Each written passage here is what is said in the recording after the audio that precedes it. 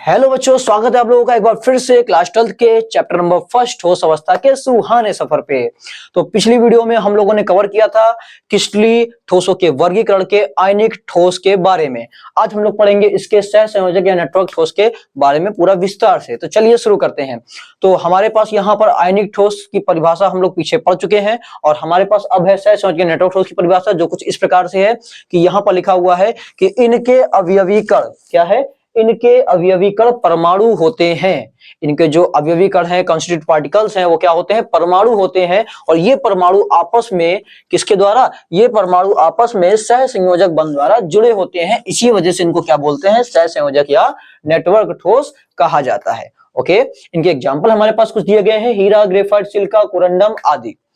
अब यहाँ पर इनके हम गुणों को समझते हैं। तो एक बात ध्यान रखिए कि यहाँ पर गुणों में हमें क्या क्या जानना है, बहुत अच्छे से इनके बारे में समझेंगे कि ये इनका गलनांक क्या होता है, इनकी संरचना कैसी होती है, ये विद्युत के सुचालक है, कुचालक है। ठीक है, तो पहला गुण इनका क्या होगा, इनकी संरचना जो होती है वो त्रिविम होती है, 3D होती है। कैसी होती है, 3D, जैसे कि हीरा।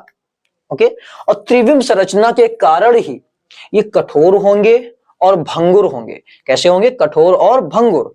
और कठोर है तो इनका गलनांक भी क्या होगा, बहुत ज्यादा हाई होगा, गलनांक इनका उच्च होगा। ठीक है, तो यहां पर क्या लिखा हुआ है, त्रिविम संरचना के कारण ये कठोर व भंगुर होते हैं तथा इनके गलनांक उच्च होते हैं। ठीक है, आप जानते हैं हीरा कितना कठोर होता है।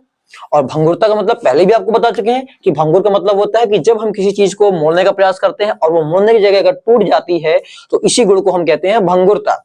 सेकंड पॉइंट हमारे पास क्या है, यहाँ पर सेकंड पॉइंट हमारे पास है कि भैया इनकी जितनी भी संरचनाएं होती हैं, किसकी, सहसंयोजक नेटवर्क ठोस की, इनकी संरचनाओं में मुक्त इलेक्ट्रॉन नहीं पाए जाते हैं। जब तक मुक्त इलेक्ट्रॉन नहीं होंगे तब तक धारा नहीं बहेगी।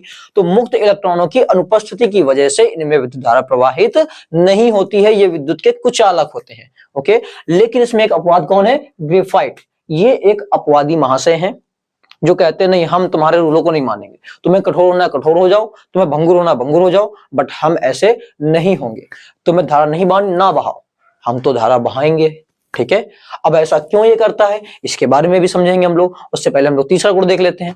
ठीक है, तो तीसरा गुण हमारे पास क्या कह रहा है, ये गलने से पूर्व ही अपघटित हो जाते हैं। गलने से पूर्व क्या हो जाते हैं, अपघटित। अगर इनको गलाएंगे तो गलाते समय ये गलेंगे नहीं, जब इनका मेल्टिंग पॉइंट पर हम इनके पहुंच जाएंगे तो ये मेल्टिंग पॉइंट पर जाते ही बिखर जाएंगे, टूट जाएंगे। ओके, ये गलेंगे नहीं, अतः ये गलने से पूर्व क्या हो जाते हैं, अपघटित, यानी कि टूट जाते हैं। और सेकंड गुण हमने क्या पढ़ा था कि मुक्त इलेक्ट्रॉनों की अनुपस्थिति के कारण ये विद्युत के कुचालक है होते हैं। और जो ग्रेफाइट है वो नर्म है, मुलायम है, विद्युत का सुचालक है।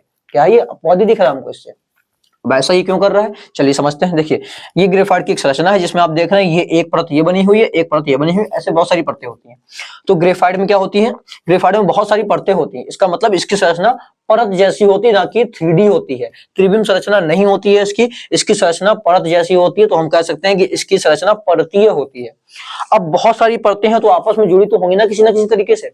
तो जो बहुत सारी परतें इसकी आपस में जुड़ती हैं, वो जिस बल से जुड़ती हैं उसको बोलते हैं हम लोग वान डर वाल्स बल। और आप जानते हैं वान डर वाल्स बल कैसा होता है, दुर्बल बल होता है। तो ये दुर्बल वान डर वाल्स बल से आपस में जुड़े रहते हैं। अब इसकी संरचना का अगर हम एक पॉइंट उठा लें, आप यहाँ पर देख रहे हैं षटकोणी हमको ऐसा दिख रहा है। तो यहाँ पर ये इसका एक कार्बन से दूसरा कार्बन, हर कोने पर कार्बन होता है, तो एक कार्बन से दूसरे कार्बन के बीच की दूरी इनकी कितनी होती है, 141.5 पिकोमीटर। और एक परत से दूसरे परत की जो बीच की दूरी होती है वो होती है 340 पिकोमीटर। ओके, तो यहाँ पर ये जो परत है ये दुर्बल वान डर वाल्स बल से जुड़ी हुई है। यही कारण है यहाँ पर कि ये जो है ये कैसे होते हैं, ये चिकनी व मुलायम होंगी। कैसी होंगी, चिकनी व मुलायम। ओके, और अब हम समझेंगे यहाँ पर कि इनमें धारा क्यों बहती है। तो जरा आप इस हिस्से को पकड़ के देख लीजिए। आप जानते हैं कि हर कोने पर कार्बन है, तो यहाँ पर भी कार्बन है। और कार्बन का परमाणु क्रमांक 6 होता है, इलेक्ट्रॉनिक विन्यास करने पाएगा 2,4। और भैया इसके अंतिम कोष में 4 इलेक्ट्रॉन है। इसका मतलब है कि ये 4 इलेक्ट्रॉन बंध बनाने में भाग लेंगे। तो हमने 4 इलेक्ट्रॉन दिखाए यहाँ पर कि एक ये है, दूसरा ये है, तीसरा ये है, चौथा ये है। 4 इलेक्ट्रॉन दिखाए हैं। बट इन 4 इलेक्ट्रॉनों में से बॉन्ड केवल कितने बनाते हैं, 3 इलेक्ट्रॉन। आप देख लीजिए जरा इसमें, देखिए 1 2 3, यहां ले लीजिए 1 2 3, इसमें ले लीजिए 1 2 3। ओके, यहां देख लें 1 2 3। तो हर कार्बन इसमें कितने, केवल 3 बॉन्ड बनाता है, 3 इलेक्ट्रॉनों की मदद से 1 इलेक्ट्रॉन इसका रह जाता है। इस एक मुक्त इलेक्ट्रॉन की वजह से इस पूरे ग्रेफाइट में विद्युत धारा बह जाती है।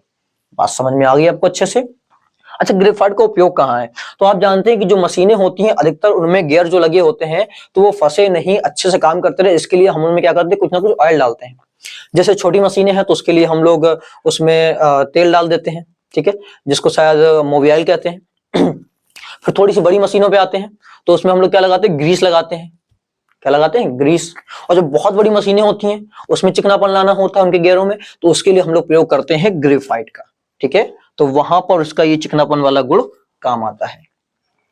तो उम्मीद करेंगे आपको ये समझ में आ गया होगा कि ग्रेफाइट अपवादी क्यों है। जल्दी से इसका हम पढ़ के देख लेते हैं। नोट में हमारे पास लिखा हुआ है कि ग्रेफाइट की परतीय संरचना होती, कैसी होती है, परत जैसी संरचना, जो आपस में किसके द्वारा, दुर्बल वान डर वाल्स बल द्वारा जुड़ी होती है। जो डैश लाइन में दिखाई है वही क्या है, दुर्बल वान डर वाल्स बल है।